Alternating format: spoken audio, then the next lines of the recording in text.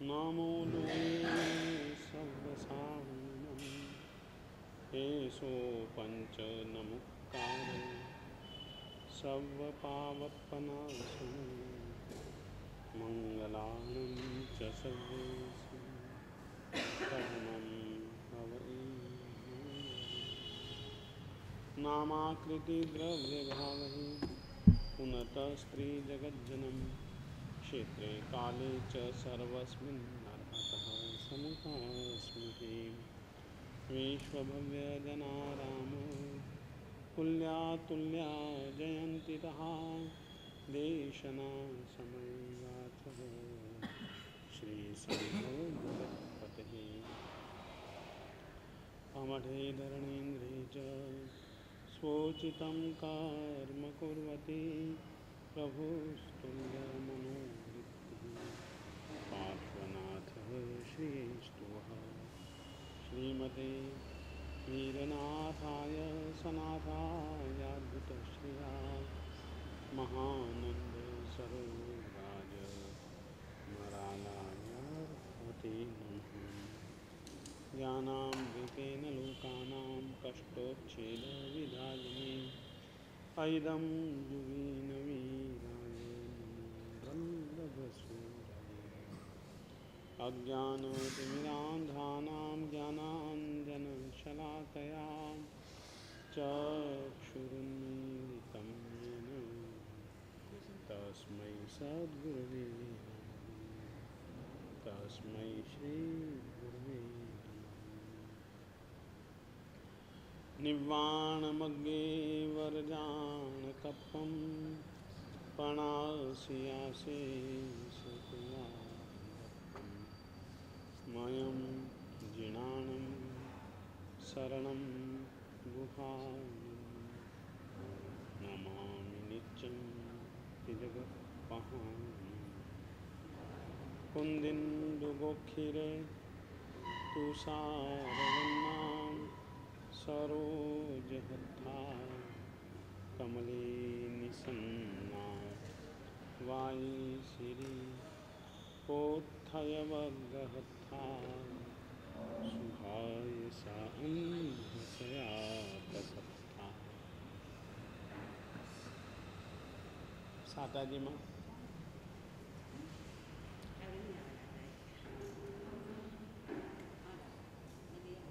नाम कर्म के अंतर्गत अपन लोगों ने पिंड प्रकृतियाँ, प्रत्येक प्रकृतियाँ, इन कर्म प्रकृतियों के विषय में आपस में स्वाध्याय करते हुए इतना तो निश्चित रूप से जान ही लिया कि अपना यह जो शरीर है, यह शरीर नाम कर्म का ही लगभग परिणाम है। और अन्य कर्मों के विषय में जब अपन लोगों ने विचार किया था, ज्ञानावर्णीय, दर्शनावर्णीय, वेदनीय, मोहनीय, आयुष्य, उस कर्म का संबंध आत्मा के साथ में भी है, तो थोड़ा थोड़ा सा हमको शरीर के साथ में भी उनका संबंध दिखता है। सचमुच में जीवन जो है वो एक प्रकार से आत्मा और देह का ही जोड़ है, और जीवन जो है आत्मा और देह का जोड़ कब तक रहता है, इस चीज का निर्धारण करने वाला यदि कोई कर्म है तो वह है आयुष्य नाम कर्म। इस जीव के पास में किस तरीके से जानना है, जिसको कि अपन लोग सामान्य भाषा में ज्ञानोपयोग कह सकते हैं, वो किस तरीके का होगा, वह बतलाने वाला कर्म ज्ञानावर्णीय कर्म है। फिर दर्शनावर्णीय, सामान्य रूप से जो जानने की जो एक शक्ति आत्मा के पास में है, उस शक्ति को आवृत करने वाला जो कर्म है वह दर्शनावरणीय कर्म था। तीसरा था वेदनीय कर्म।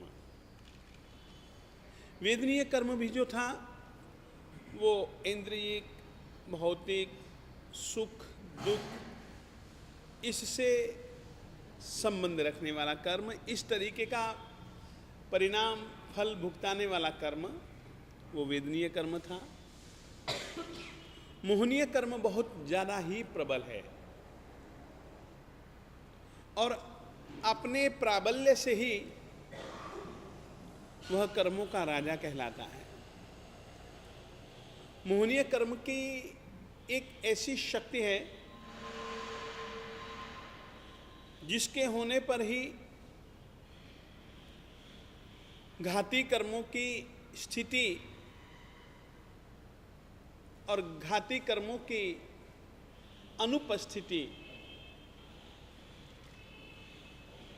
इसका तो निर्धारण होता ही होता है, परंतु इसके अभाव में जो शेष 4 अघाती कर्म हैं वो भी अपने भुगतान के बाद में खत्म ही हो जाते हैं। एक इस तरीके का शेष घाती और अघाती कर्मों से संबंध रखने वाला कर्म मोहनीय है। आयुष्य कर्म के संबंध में मैंने पहले ही कह दिया कि हम जो हैं एक गठजोड़ हैं और इस गठजोड़ में कितने समय तक मेरी आत्मा को कैदी जैसा बन करके निश्चित रूप से रहना पड़ेगा। आयुष्य कर्म के संबंध में ही अपन लोगों ने कुछ वर्तमान काल में जिसे अपन लोग अकाल मृत्यु कहते हैं उसके विषय में भी अपन लोगों ने सामान्य रूप से विचार किया ही था। और उसके बाद नाम कर्म, नाम कर्म भी कोई कम प्रबल नहीं है। आत्मा जैसी एक परम सत्ता को जो कि अरूपी है उसको भी रूपी जैसा प्रतीत करवाता है, जो कि अशरीरी है उसको भी सशरीरी बनाता है। शरीर है, इस शरीर में जरा, मरण, जवानी, बचपना इत्यादि बहुत सारी अवस्थाएं आती हैं। उन अवस्थाओं का मुख्य रूप से कारण भी यदि कोई है तो वो आयुष्य नाम कर्म है। परंतु वे अवस्थाएं जिस पर दिखती हैं वह है शरीर।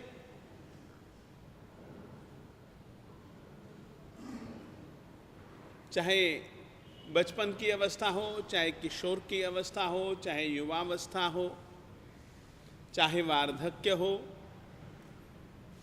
ये अवस्थाएं दिखेगी तो शरीर पर ही दिखेंगी। तो इस तरीके से लगभग अपन लोग कुछ समझ चुके हैं। अपन लोगों ने जिस दिन इस कक्षा को प्रारंभ किया था उस समय अपन लोगों ने जीव और जीवन, जीवनी शक्ति, इसके विषय से अपन लोगों ने अपने विषय को प्रारंभ किया था। उस समय जो हमने पर्याप्ति का नाम दिया था, पर्याप्ति, वह पर्याप्ति भी एक प्रकार से नाम कर्म का ही भेद है। फिर से कह देना चाहता हूं, अपन लोगों ने नव तत्वों का प्रारंभ जीव और जीवनी शक्ति से जो किया था, तो वह जो जीवनी शक्ति के रूप में जो अपन लोगों ने पर्याप्ति का स्वाध्याय किया था, वह पर्याप्तियां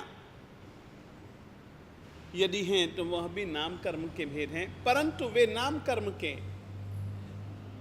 एक इस तरीके के भेद में हैं जो कि प्रतिपक्ष सहित कहलाते हैं।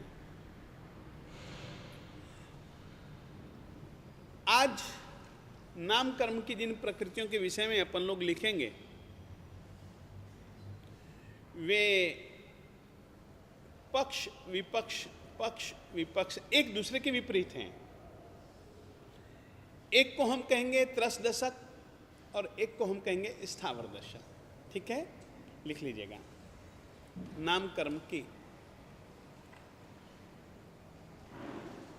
त्रस दशक के रूप में पहचानी जाने वाली त्रस दशक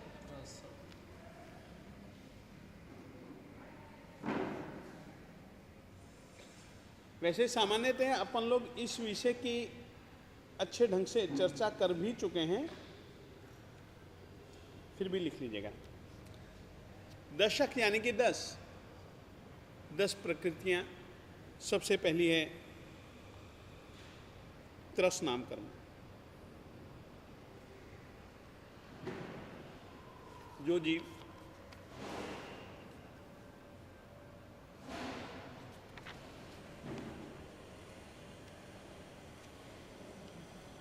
सर्दी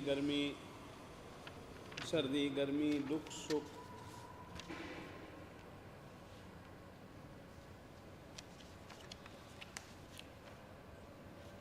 इत्यादि का अनुभव करता हुआ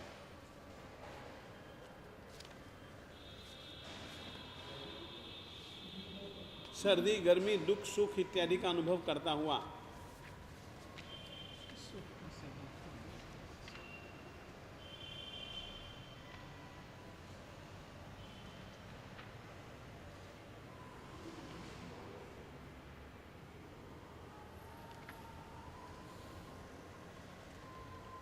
इधर उधर गमन कर सके,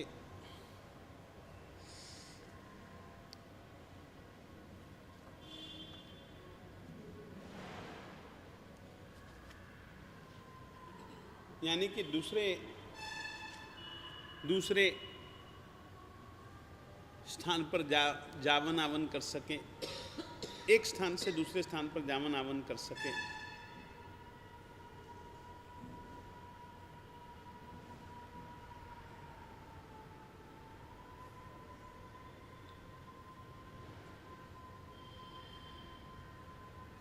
ऐसे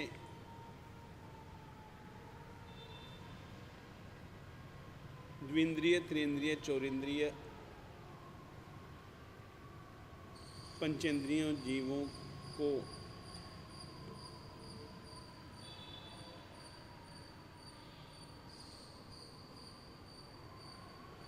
ऐसी स्थिति दिलवाने वाला कर्म नाम कर्म त्रस नाम कर्म।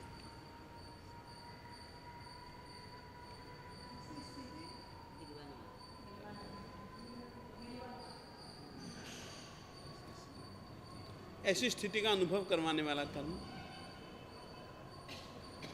त्रस नाम कर्म। क्या इसी से विपरीत लिख लें? जल्दी जल्दी लिखा जाएगा, लिख लीजिएगा।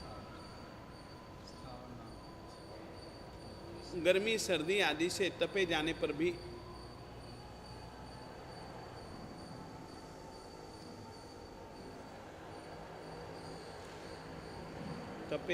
भी जो अपने स्थान का परिहार यानी कि त्याग करने में असमर्थ हों, ऐसी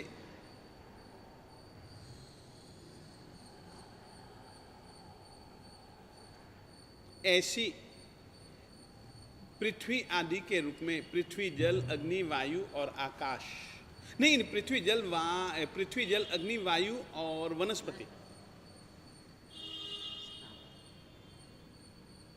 के रूप में अवस्था दिलवाने वाला कर्म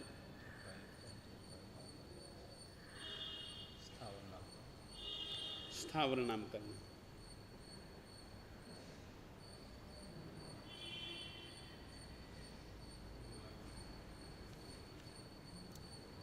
त्रस का विपरीत है स्थावर नाम कर्म।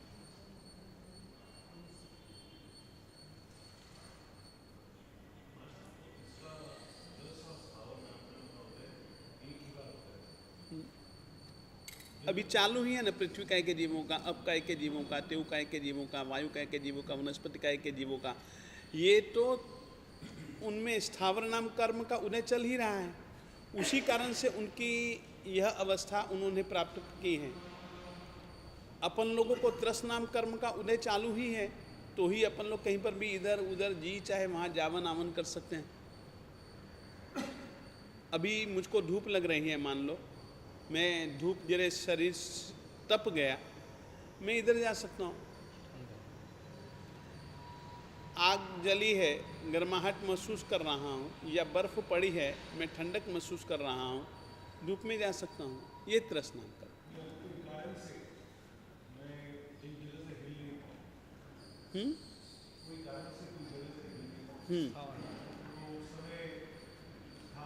नहीं नहीं नहीं नहीं नहीं, ऐसा नहीं होता।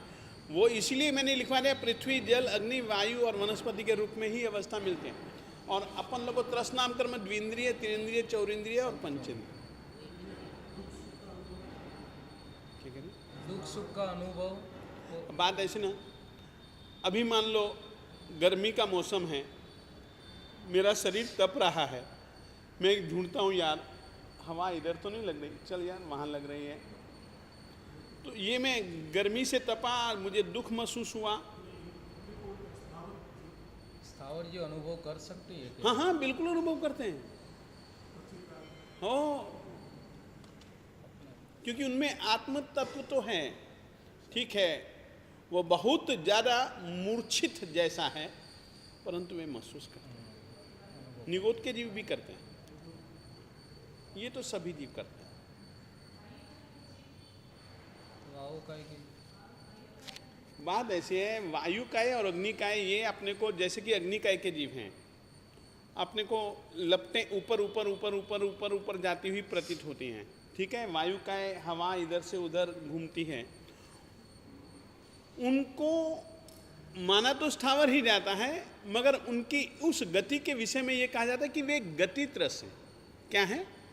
गति के कारण से वे त्रस कहलाते हैं, मगर त्रस है नहीं, उनके त्रस नाम कर्म का उदय नहीं है।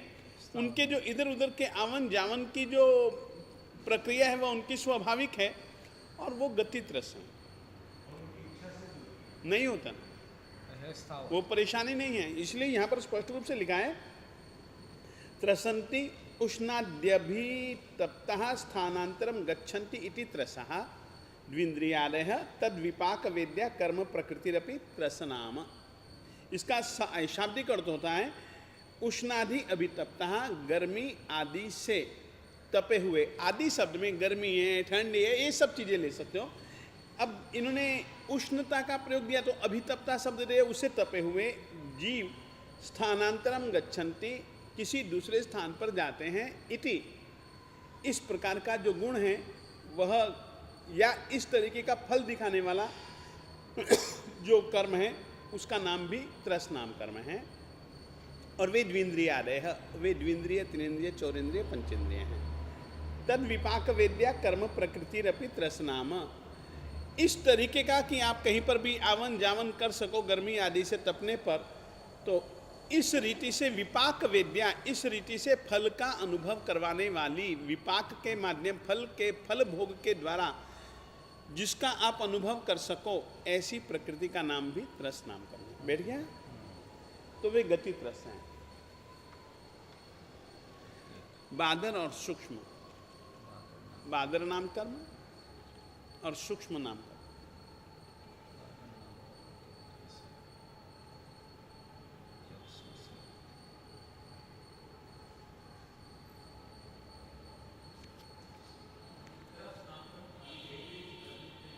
हाँ जी, एक इंद्रिय जीवों का ही होता है। और एक इंद्रिय जीवों में यह हवा और अग्नि को हम लोग गति त्रस कहते हैं, उनके त्रस नाम कर्म का उदय नहीं है, ये याद रखिएगा। बादर और सूक्ष्म, ये दोनों आपस में एक दूसरे के विपरीत हैं, लिख लीजिएगा। तो त्रस में देखिएगा, पहली जो प्रकृति दे रहा हूँ वो त्रस दशक की दे रहा हूँ, दूसरी जो प्रकृति दे रहा हूँ वो स्थावर दशक की दे रहा हूँ। लिखिएगा, जिस कर्म के उदय से जीवों को ऐसे शरीर की प्राप्ति हो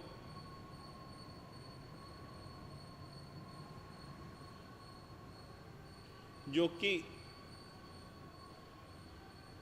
चक्षु आंखों से देखा जा सके।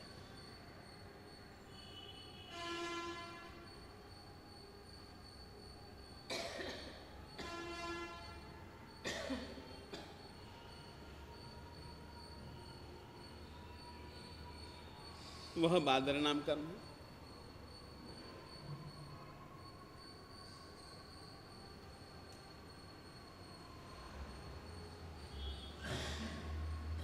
इसके ठीक विपरीत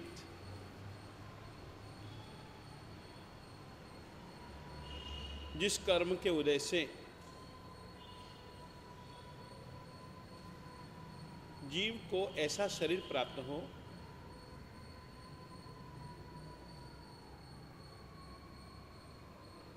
जो कि आंखों के माध्यम से देखा ही न जा सके, वह सूक्ष्म नाम कर्म है।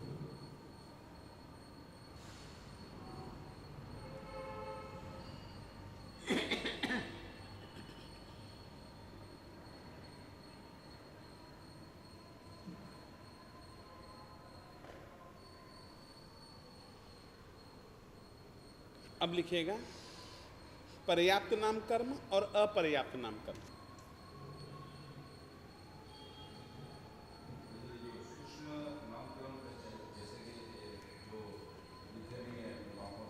हाँ, अब देखिएगा ऐसे बहुत सारे जीव होते हैं जो कि अपन लोग नहीं देख सकते हैं। वे हिलते हैं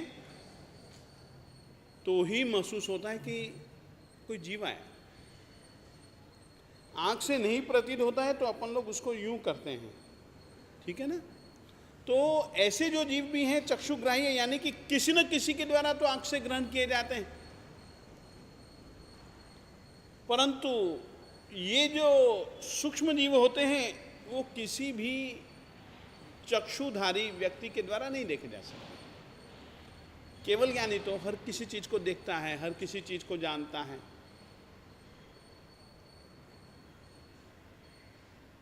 तो इस तरीके का शरीर प्राप्त होना भी जो कि देखा जा सकता है आंखों से, बादर नाम कर्म है, और जो बिल्कुल नहीं देखा जा सकता वो सूक्ष्म नाम कर्म। इंद्रियां तो देखिए एक इंद्रिय जीव ही सूक्ष्म होते हैं। एक इंद्रिय जीवों के दो भेद, सूक्ष्म और बादर। तो सूक्ष्म जीव भी पर्याप्ता भी होते हैं, अपर्याप्ता भी होते हैं। बादर जीव भी पर्याप्ता भी होते हैं, अपर्याप्ता भी होते हैं। तो इस तरीके से एक इंद्रिय जीवों के लगभग पृथ्वी काय, अब काय, तेव काय, वायु काय के 4 चौक 16 हो गए। वनस्पति काय में ऐसा है, सूक्ष्म बादर तो है ही, उसमें साधारण और प्रत्येक हैं, तो वहाँ पर 6 हो जाते हैं। और इस तरीके से पर्याप्ता अपर्याप्ता मिलाकर के यूँ हो जाते हैं। ये 16 6 22 भेद हो जाते हैं। बादर यानी कि मोटे, सूक्ष्म यानी कि बहुत बारीक, छोटे, लघु। परंतु यहां पर सूक्ष्म और बादर का अर्थ बिल्कुल जुड़ा है। चक्षु के द्वारा ग्राही है और चक्षु के द्वारा अग्राही है। आगे लिखिए पर्याप्त और अपर्याप्त जीव। पर्याप्त नाम कर्म, अपर्याप्त नाम कर्म।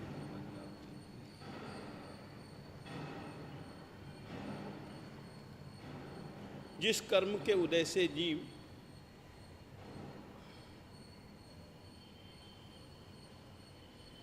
अपने योग्य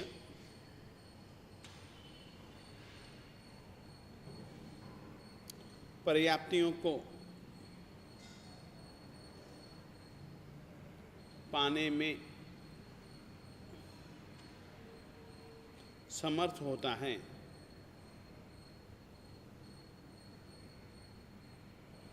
वह पर्याप्त नाम कर्म।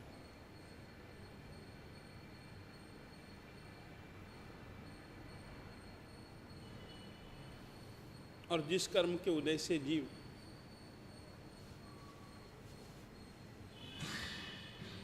अपने योग्य पर्याप्तियों को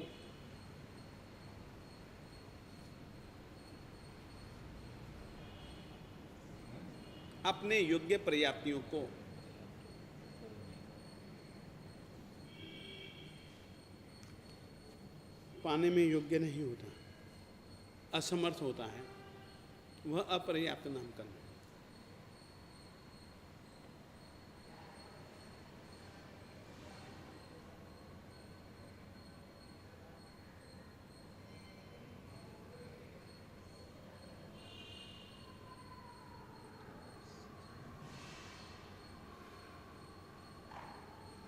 पर्याप्तियाँ 6 होती हैं, वो तो उसकी चर्चा अपन लोग पहले ही कर चुके हैं, ठीक है।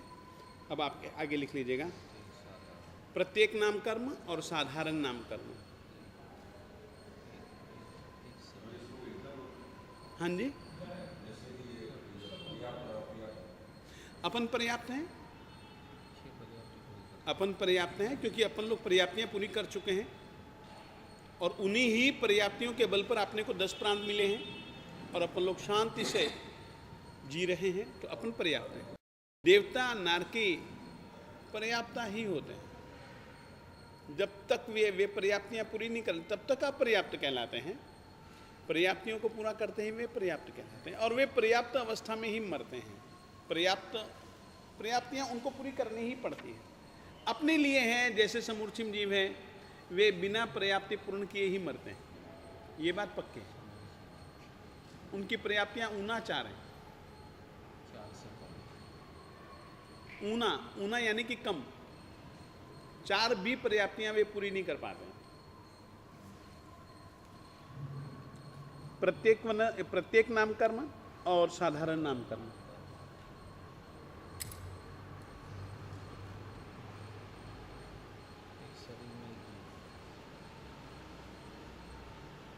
जिस कर्म के उदय से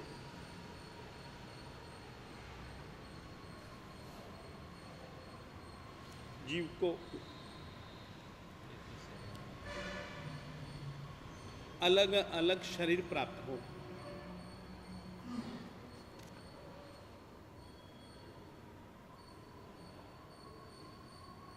वह प्रत्येक नाम कर्म है।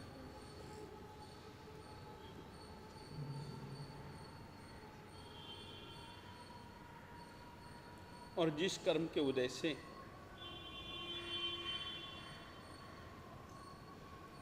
अनंत जीवों को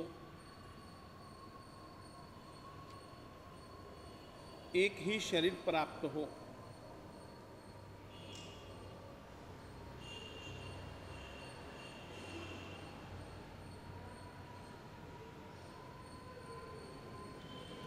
वह साधारण नाम कर्म है।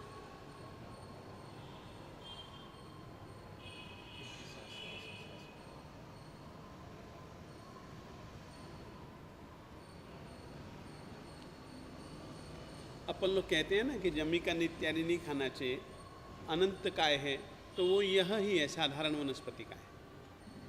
इस कारण से अपन लोगों को अनंत जीवों को अपन लोग क्यों उनकी हिंसा के कारण बने जानते हुए, इस कारण से साधारण वनस्पति काय, जमी कण, अनंत काय इत्यादि जीवों को इत्यादि वस्तुओं के त्याग की परंपरा अपने यहाँ, ठीक है।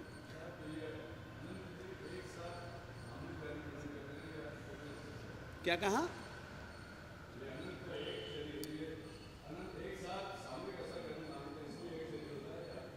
ऐसा होता, सामूहिक रूप से ही बांधते होंगे। और दूसरी बात यह है कि जैसे इस एक हॉल में अपन सब जन है ना, वैसे वो बहुत छोटे से शरीर में भी अनंत जीव है।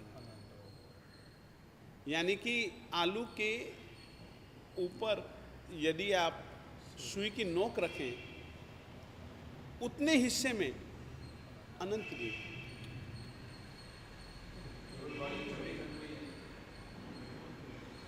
क्या कहा? वनस्पति का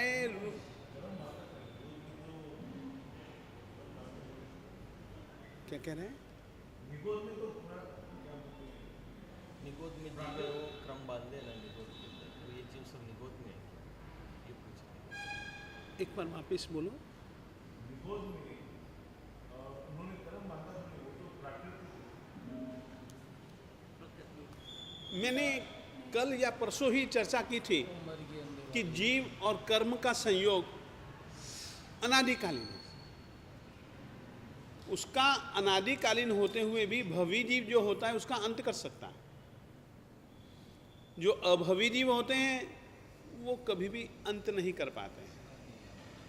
तो ये कब था, कब नहीं, कब बांधा था, कब से उनकी ऐसी जीवों की अवस्था है, इस विषय में वे भी मौन है, सर्वज्ञ भी मौन है। और उन्होंने ही कहा है यह बात।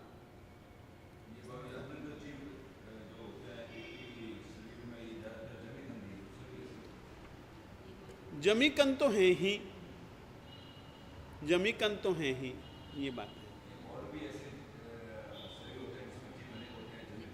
निगोद के गोले ऐसे ही होते ना।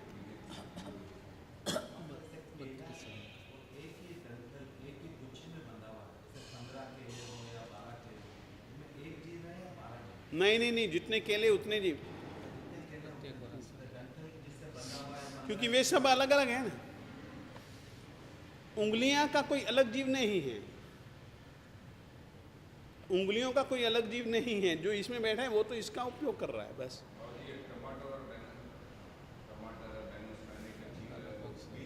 बात ऐसी है, वो एक ऐसी बात है, असंख्यात बीज, जितने बीज उतने जीव तो हैं ही। बहुबीजा उसके लिए शब्द है, बहुबीजा।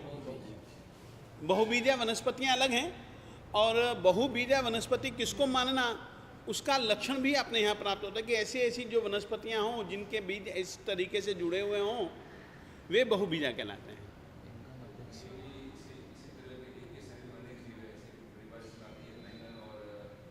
नहीं नहीं नहीं नहीं, इनको हम बहुबीजा कहते हैं। अनंत जीव तो एक बहुत बड़ी चीज होती है।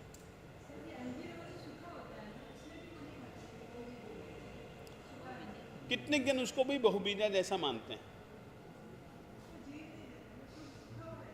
हाँ नहीं नहीं, जितने जीव हैं आप यदि बीज को बो देंगे तो वो उग जाएंगे ना। आलू या जो व्यवहार राशि का होगा ना, व्यवहार राशि वो जैसे निगोद का तो अव्यवहार राशि जीव है नहीं नहीं, निगोद में भी दो प्रकार के निगोद हैं, अव्यवहार राशि और व्यवहार राशि।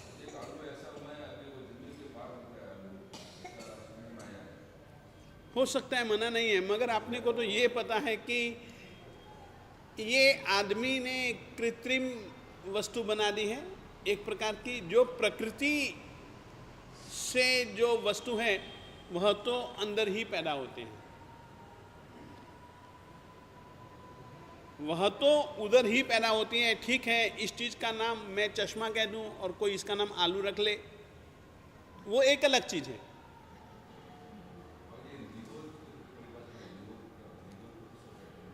इस विषय में फिर अपन चर्चा करेंगे। निगोद का विषय थोड़ा सा देखना पड़ेगा मुझको भी, और बहुत अच्छा विषय है, अपन लोग इस विषय की भी चर्चा करेंगे। अभी तो मेरा ये उद्देश्य है, तुमको सीधी सी बात कहूँ, 8 कर्म और ये 9 तत्व पूरे करवाना। ठीक है, आगे बढ़ते हैं। पालक वगैरह, पालक वगैरह अलग भाई। ये साधारण वनस्पति का कहते हैं, वत्थुआ थेग पल्लंका। जीव विचार में यह है, सहारण पत्तेया वनस जीवा दुहा सुए बणिया जैसी मणंताणम तणु एगा। सहारणा तेऊ जैसिम अनंताणम तणु एगा। जिन अनंत जीवों का एगा तनु एक शरीर हो, सहारणा तेऊ वे जीव साधारण कहलाते हैं। अभक्ष्य अभक्ष्य देखिए, वे तो अभक्ष्य ही हैं। अनंत काय और बहुबीजा वस्तुओं को तो अपनी जैन परंपरा बिल्कुल अभक्ष्य ही मानते हैं।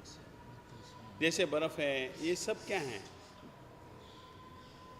अभक्ष्य हैं। चलो आगे बढ़ते हैं।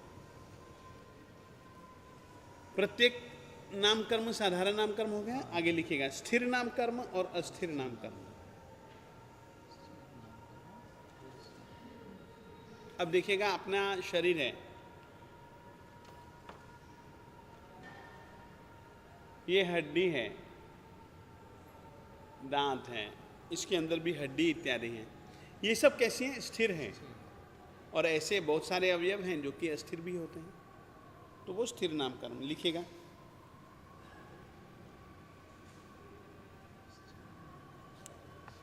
जिस कर्म के उदय से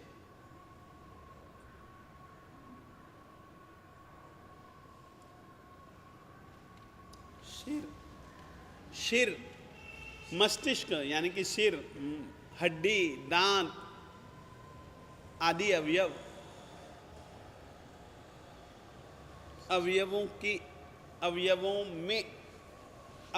की स्थिरता होती है। इसको स्थिर नाम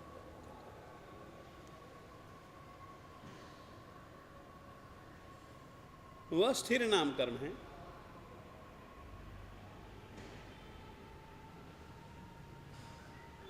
जबकि इसके विपरीत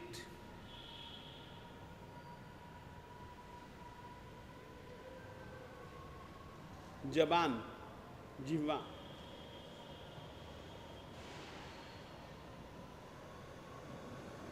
आदि में, जिह्वा आदि अवयवों में जो अस्थिरता, वह अस्थिर नाम कर्म का परिणाम है।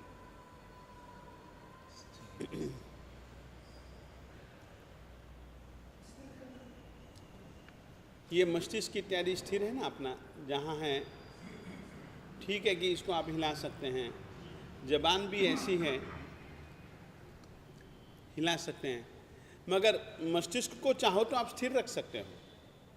ये जो स्थिरता है ये स्थिर नाम कर्म का, और ये जो चंचलता है जबान में, चपलता जो है,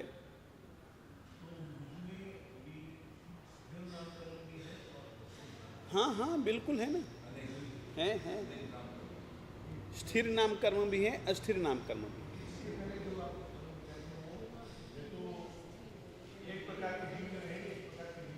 हाँ वो ऐसा भी है इसमें। हाँ। अब ऐसे भी आएगा कि कभी इसका उदय हो रहा है, कभी इसका उदय हो रहा है।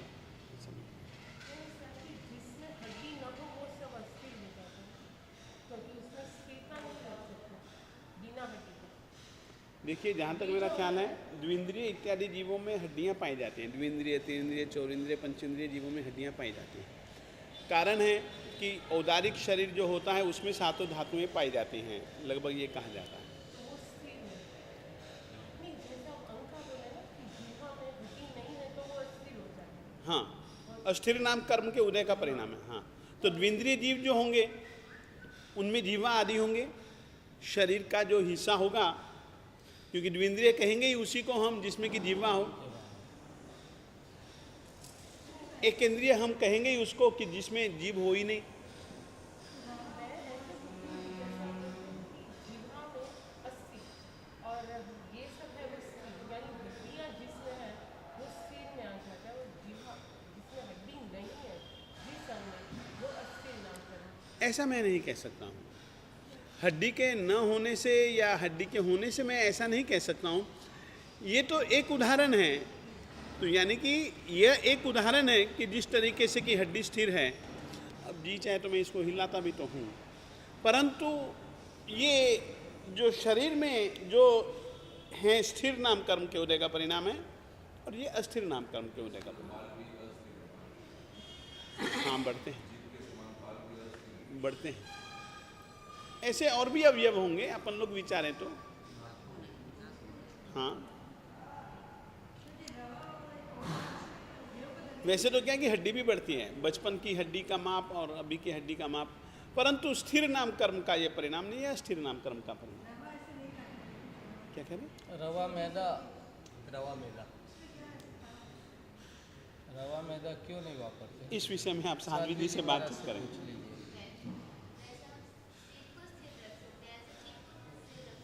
हाँ रख सकते हैं, परंतु ये जो इसमें जो वो जो घूमने की जो शक्ति है ना, वो अस्थिर नाम कर्म के उदय का परिणाम है। उदय में तो स्थिर अस्थिर दोनों ही हैं, दो परसेंट साथ में होते हैं। स्थिर अस्थिर दोनों प्रकृति उदय में साथ में ही आते हैं। अपने शरीर में दोनों साथ में है। नहीं, सभी ऐसे सभी जीवों में होता है। एक सेकंड, हाँ सभी जीवों में। एक सेकंड, आपको मैं यह कहना चाहता हूँ, ये विषय जब अपन दूसरे कर्म ग्रंथ के ऊपर चर्चा करेंगे ना, तब किस जीव के कौन सा कर्म उदय में सब कुछ, यानी कि आप अपने पर घटा सकते हैं, द्विंद्रिय एकेंद्रिय हर एक जीव पर घटा सकते हैं कि इनके ये कर्म उदय में हैं, ये कर्म अनुदय में हैं, ये कर्म सत्ता में, सब कुछ इतना अच्छे ढंग से विश्लेषण दूसरे तीसरे चौथे पांचवें छठे कर्म ग्रंथ में, कर्म प्रकृति नाम के ग्रंथों में बहुत अच्छे ढंग से दिया है, बहुत अच्छे ढंग से दिया है। कौन कौन सी प्रकृति, एक प्रकृति बनती है तो बाकी उसके साथ में कौन कौन सी प्रकृतियां बनती हैं, कौन सी कर्म प्रकृति किस दूसरे के रूप में परिवर्तित हो सकती है, पूरे का पूरा वर्णन अपने जैनागमों में आराम से मिलता है। बैठ गए, आगे बढ़े।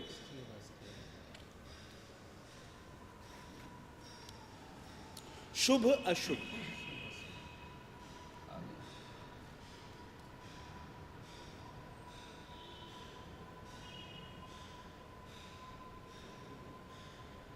सामान्यतया एक बात है कि नाभि से नीचे के जो अवयव हैं वो अशुभ नाम कर्म के कारण से अशुभ माने जाते हैं, और नाभि से ऊपर के जो अवयव हैं शरीर के, वे शुभ नाम कर्म के उदय का परिणाम। लिख लीजिएगा।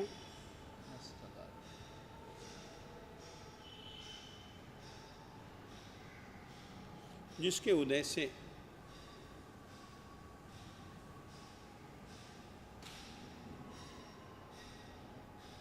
नाभि से ऊपर के अवयव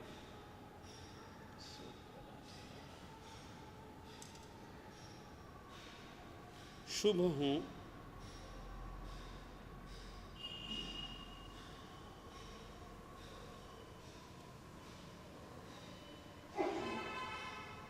वह शुभ नाम कर्म का परिणाम।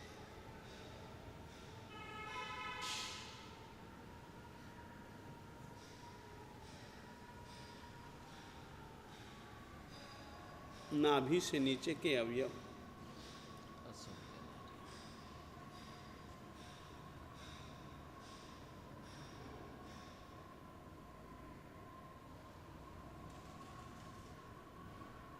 जो अशुभ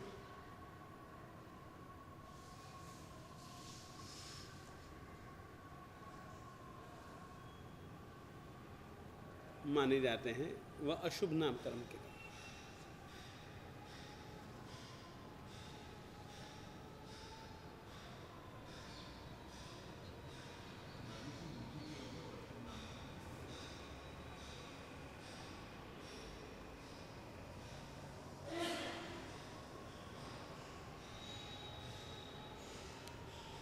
सुस्वर दुस्वर,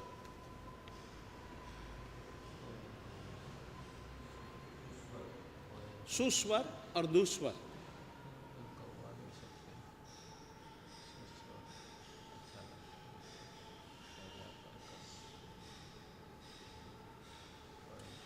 जिस कर्म के उदय से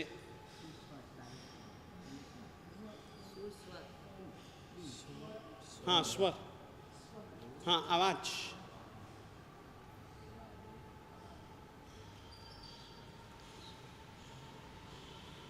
जिस कर्म के उदय से जीव को,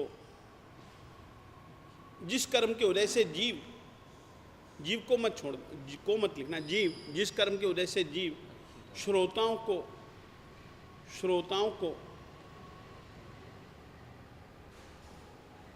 अच्छा, श्रोताओं यानी कि सुनने वालों को प्रीति का कारण बने, प्रीति का कारण बने,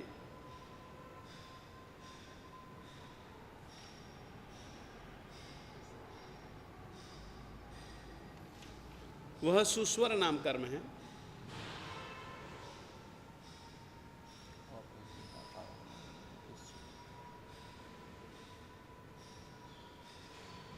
और अप्रीति का यदि कारण बने तो वह दुस्वर नाम कर्म।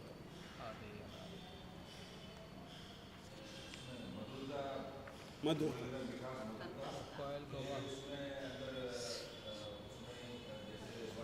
नहीं, मिठास वो भी ऐसा नहीं होता है, ये यानी कि गले की आवाज से संबंध रखता है। हाँ, वो दुस्वर नाम, कोयल है जैसे। हाँ जी, कोयल कूकती है, कौवा काँ काँ बोलता है, सुस्वर दुस्वर है। सुभग दुर्भग, सुभग नाम कर्म और दुर्भग नाम कर्म। सौभाग्यशाली, हाँ जी। भाग्यशाली कहते हो क्या है? सौभाग्यशाली।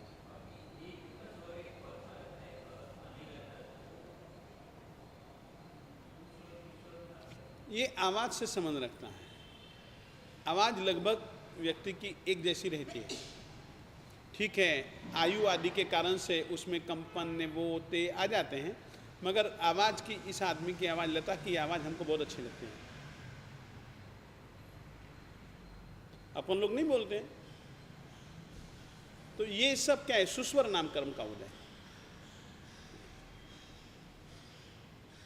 सुभग नाम कर्म और दुर्भग नाम कर्म।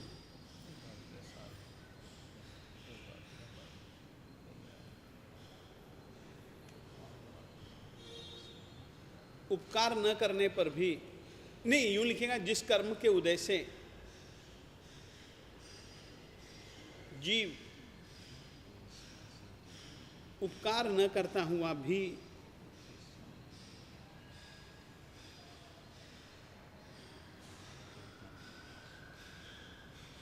मन को अच्छा लगे, मन को अच्छा लगता हो,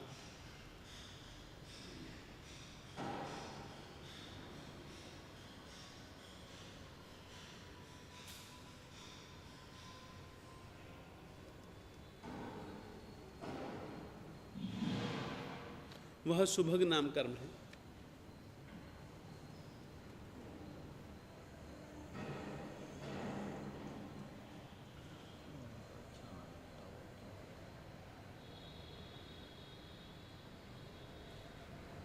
इसके विपरीत उपकार करता हुआ भी जिस कर्म के उदय से उपकारी व्यक्ति भी जिसने हम पर उपकार किया है वो भी, यानी कि द्वेष का पात्र बने, मनुष्यों के द्वेष का पात्र बने, जीवों के विद्वेष का कारण बने, वो दुर्भग नाम कर्म है।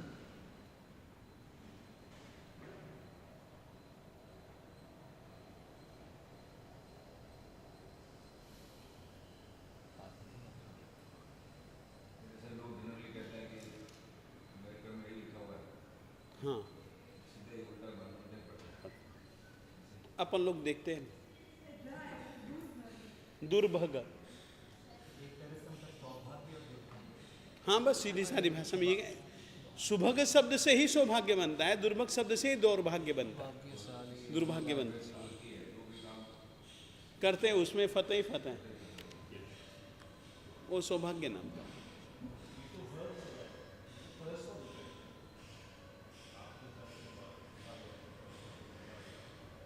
बिल्कुल परस्पर नहीं होता है, बहुतों के साथ में भी होता है। जैसे एक तीर्थंकर परमात्मा होते हैं, सभी जनों के प्रिय बन जाते हैं, फिर भी उसमें अभवी जीवों के वे प्रिय नहीं बनते हैं, मिथ्यात्वी जीवों के प्रिय नहीं बनते। उसके पीछे कारण दुर्भाग्य नाम कर्म नहीं है, बल्कि उनके मिथ्यात्व की स्थिति भी बहुत बड़ा कारण है। 502 से पास है। आधे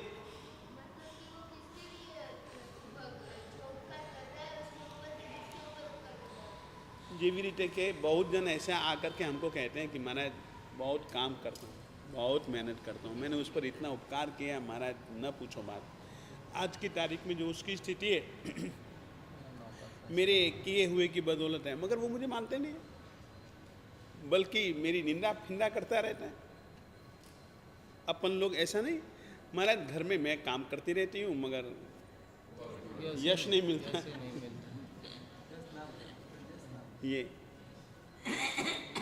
ये दुर्भग नाम कर्म का उदय हो गया। आधे अनाद, हाँ कहो। ये पहले तुम लिख लो, आजाद मेरी 30 दशक और 57 दशक पूरा कर देने का। और वो तुमको क्यों नहीं समझ आया मैं तुमको बता देता हूँ। कारण ये है कि मैंने शुभ नाम कर्म की परिभाषा तुमको मैंने नहीं लिखाई।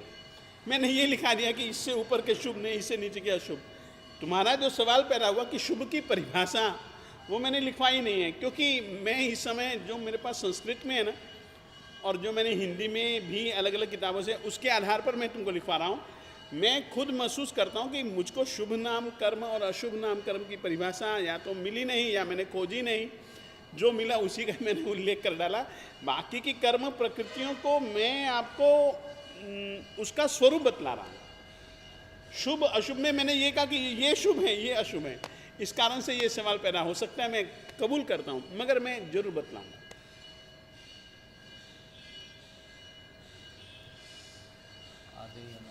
आदेय नाम कर्म, अनादेय नाम कर्म।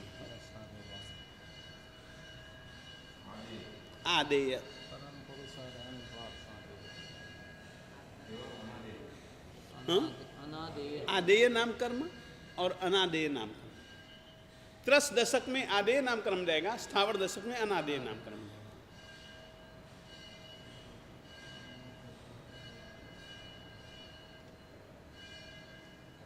जिस कर्म के उदय से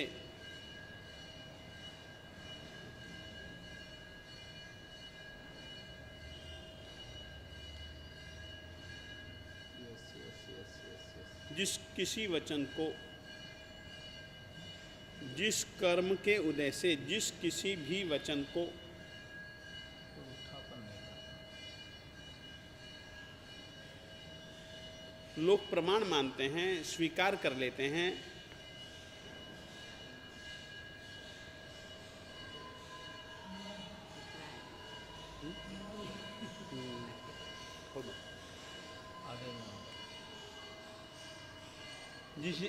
जिसे देखने के बाद लोग आदर सत्कार देते हैं, वह आदेय नाम कर्म, वह आदेय नाम कर्म का परिणाम है। बोले और स्वीकार करना, जो भी बोले सो। वो डर के कारण भी स्वीकार है तो फिर आदर सत्कार सम्मान तो नहीं होगा ना, ऊपर से दे। वो फिर आत्मा जानती है यार। आदेय नाम कर्म है परमात्मा पार्श्वनाथ जी का उदय। ये तो क्या है कि तीर्थंकर परमात्मा की भक्ति से सब कुछ प्राप्त होता है, सब कुछ प्राप्त होता है। तीर्थंकरों की भक्ति एक बहुत महत्वपूर्ण चीज़ है, और तीर्थंकरों की भक्ति का मतलब केवल पूजा ही नहीं है, उनकी आज्ञाओं का पालन है, उनके प्रति समर्पित भाव से जीना है। आदेय नाम कर्म। और ठीक इसके विपरीत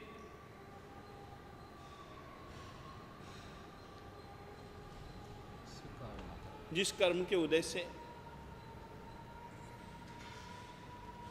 बोला गया उचित वचन भी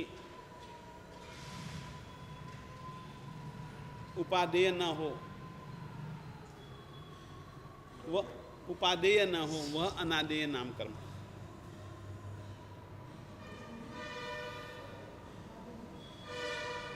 उपादेय स्वीकार न किया जाए, स्वीकार है, लोक प्रमाण न माने, प्रतिकार करे।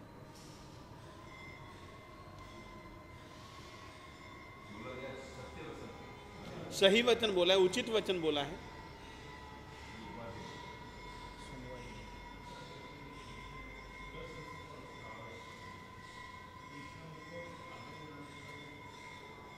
त्रस में जाएगा।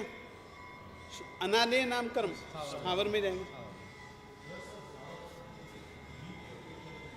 हाँ, वो जीव की अपेक्षा से, मगर अपन लोगों को भी सत्कार प्राप्त होता है, किसी को सत्कार प्राप्त नहीं भी होता है। अब किसी का ठीक है महाराज जी आपने कह दिया, बात खत्म हो गई बस। अब यही बात किसी और ने कह दी होती, वो वचन शायद स्वीकार न भी होता। समझना कि अंतर हुआ ना, यानी कि ये त्रस दशक स्थावर दशक, पहले तो आप ये समझ जाओ कि इनका नाम त्रस दशक ही क्यों पड़ा, स्थावर दशक ही क्यों पड़ा। आप पहले ये समझो 10 प्रकृतियां हैं, जिसकी पहली प्रकृति त्रस है, उसका नाम पड़ गया त्रस दशक। 10 कर्म प्रकृतियां हैं, अलग अलग हैं, अलग अलग स्थितियों से संबंध रखते हैं, वो 10 जो प्रकृतियां हैं वो उनमें प्रारंभ स्थावर नाम की प्रकृति से होता है, तो वो स्थावर दशक कहला गए। यहाँ त्रस दशक में जो प्रकृतियां हैं ठीक उसके विपरीत, या स्थावर दशक में जो प्रकृतियां हैं ठीक उससे विपरीत त्रस दशक में है, स्थावर दशक में है। इस तरीके से कोई यह एक व्यवस्था के हिसाब से ऐसा एक उनको बांधा गया है, कोई यह इससे या उससे ऐसा कुछ नहीं है। नहीं नहीं नहीं नहीं नहीं, इनको हमने त्रस दशक स्थावर दशक इसीलिए कहा कि ये 10 प्रकृतियों का जो चयन किया गया है एक साथ में, उसमें से पहली प्रकृति त्रस है, स्थावर दशक में से पहली प्रकृति स्थावर है। इस तरीके से कोई यह वो नहीं है कि यह यह यह यह यह यह ही इन्हीं को ही हम त्रस दशक कहेंगे, यह पक्का है। संक्षेप में नाम दिया, एक नामकरण है। पहले 10 पुण्य में जाएगी, दूसरे 10 पाप में जाएगी। हो गई? नहीं नहीं, बस 2 प्रकृतियां बाकी हैं, यशः कीर्ति नाम कर्म, अयशः कीर्ति नाम कर्म। यश कीर्ति नाम कर्म, अपयश कीर्ति नाम कर्म, अयश कीर्ति नाम। यश कीर्ति नाम कर यश कीर्ति वाह वाह, और अब ये यश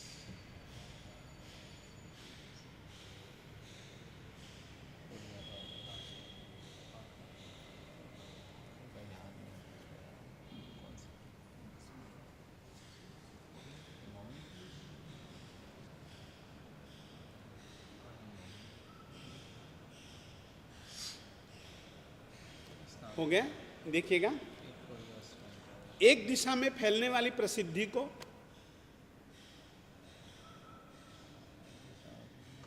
कीर्ति कहते हैं,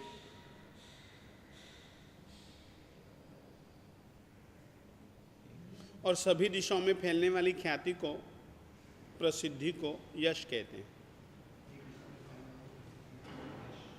यश कहते हैं। एक दिशा में फैलने वाली कीर्ति को कीर्ति कहते हैं। मैं एक बार वापस क्या कहा? एक दिशा में फैलने वाली प्रसिद्धि को कीर्ति, कीर्ति कीर्ति कीर्ति, और सभी दिशाओं में फैलने वाली प्रसिद्धि को यश।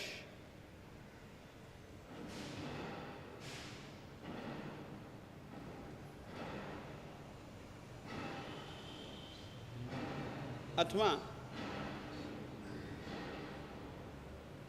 पुण्य कर्म के कारण से प्राप्त होने वाली प्रसिद्धि को कीर्ति,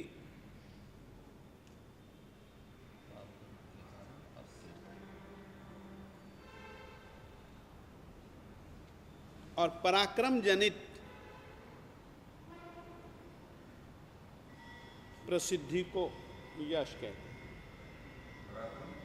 जनित पराक्रम से उपलब्ध, पराक्रम से प्राप्त, बहादुरी से प्राप्त।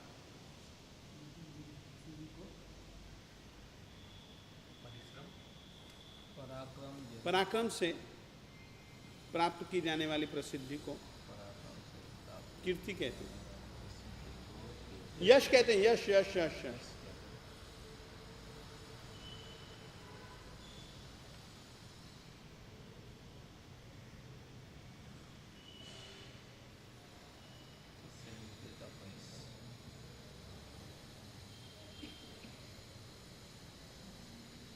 एक परिभाषा और लिख लीजिएगा। प्रसिद्धि को यश,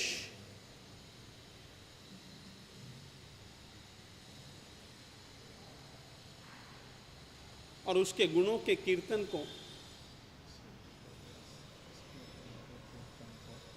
कीर्ति कहते हैं।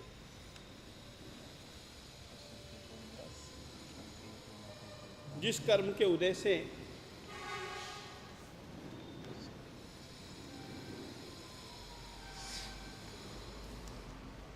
जीव को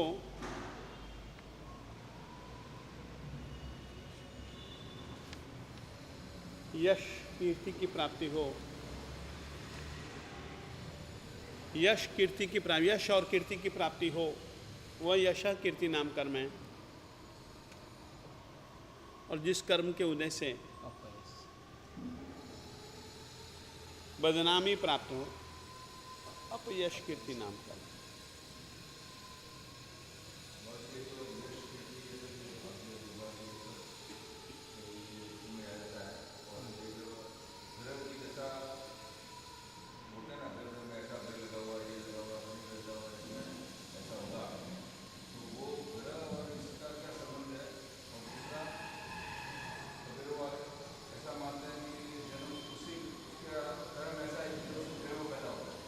हाँ, बात सही है।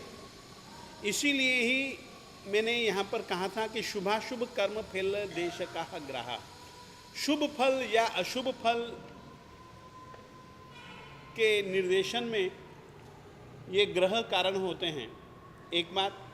मगर दूसरी बात यह भी मैं कह देना चाहता हूँ, कुछ प्रक्रियाएं ऐसी जरूर होती हैं जिसके कारण से कि हम शुभ को अशुभ या अशुभ को शुभ या शुभ को अधिक शुभ, अशुभ को कम अशुभ, यानी कि इत्यादि इस रीति से परिवर्तित कर सकते हैं। उस समय उनके कारण से कहो या अपने कर्मों के कारण से कहो, इस तरीके की भाव दशा जीवात्मा को प्राप्त होती है कि आदमी उस तरीके के फिर वहाँ जाता है, वैसी प्रकृति करता है, वैसा कार्य बनता है, ये सब निमित्त बन जाते हैं।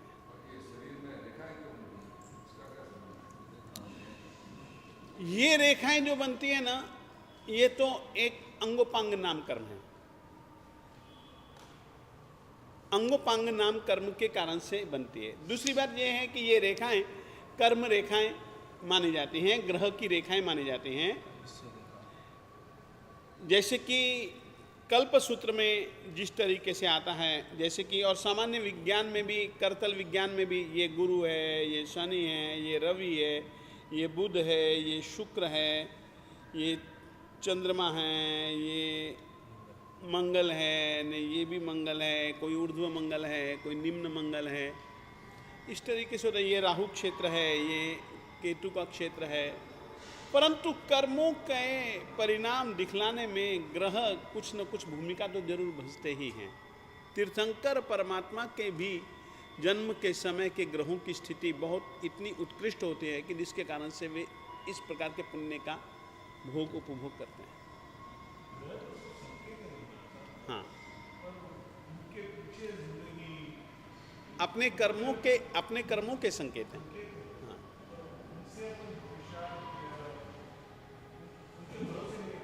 नहीं रहना चाहिए, बिल्कुल सत्पुरुषार्थ करते रहना चाहिए। परंतु एक बात, ठहर जा, इन चीज़ों का प्रभाव, कर्मों का प्रभाव या ग्रहों का प्रभाव सबसे ज़्यादा अपनी बुद्धि पर पड़ता है। वो बुद्धि को उस तरीके से भ्रमित कर देता है, मन को, बुद्धि को।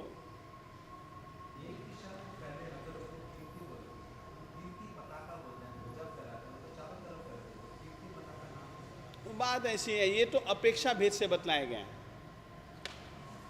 वैसे तो क्या है, यश ही है, और जिस यश का चहों ओर या एक दिशा में कीर्तन किया जाए, कीर्ति शब्द का मतलब कीर्तन, उसके गुणों का कथन किया जाए, वो कीर्ति है। ये तो अलग अलग अपेक्षा से मिलता है, वो मैंने बताया। आप तो यही मानो जिससे यश और कीर्ति फैले।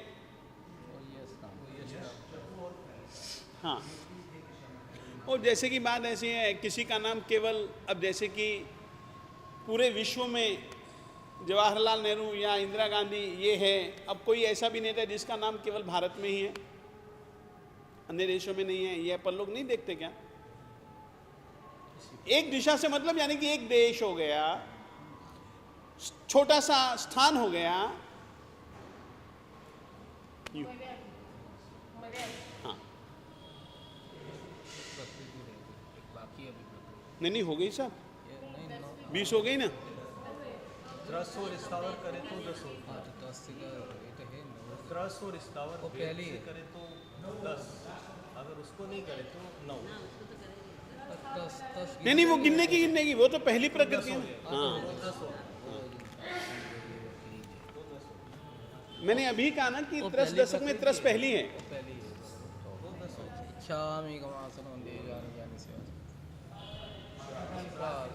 कल छुट्टी।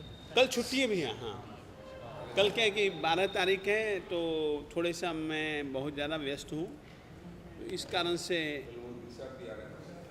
तो 4 बजे यहाँ आएंगे ना। क्या है कि कल कुछ दिगंबर समाज वालों का भी प्रोग्राम है, तो वहाँ पर भी मुझको जाना है। किसमें?